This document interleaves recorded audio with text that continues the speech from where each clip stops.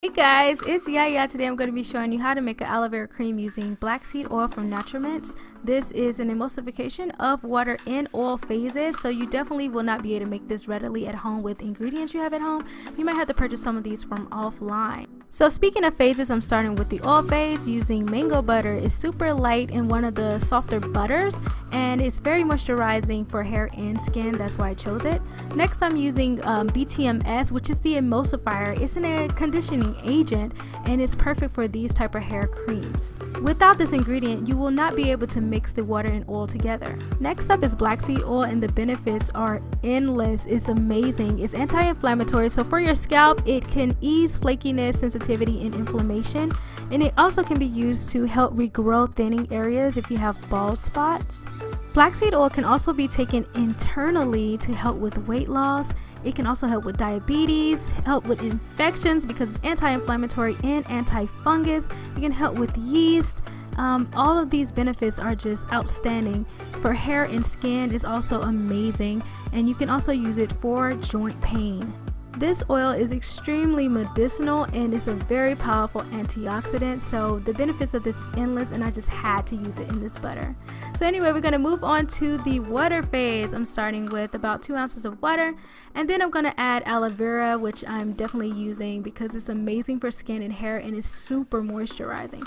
The benefits of aloe vera are also amazing and endless. Next, I'm using panthenol. Panthenol is used in a lot of hair care products because of its ability to bind to the hair and penetrate the skin. It's super hydrating. It's an emollient, moisturizer, and lubricant. So that's the end of the water phase. I'm just going to mix everything together, and now I'm going to heat my water phase and oil phase separately. Okay, you don't want to mix them together, and kind of get their temperature around the same temperature so that they can mix well. I'm setting them about maybe an inch or two of water, and I don't want to put it on direct heat, so I put it on very low heat.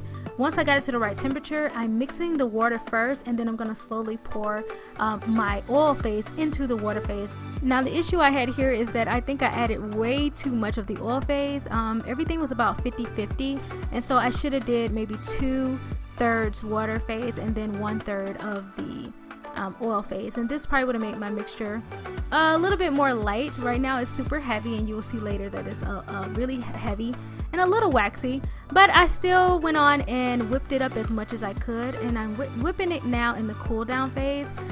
So what I did is every now and then I'll put it in the freezer and let it sit for about 3 minutes, and then I take it out and I'll whip it some more. And I did this about maybe 3 times to try to fold in as much air into this butter to make it super light and creamy. At this point, it's pretty much cooled down, so now I can add my preservative.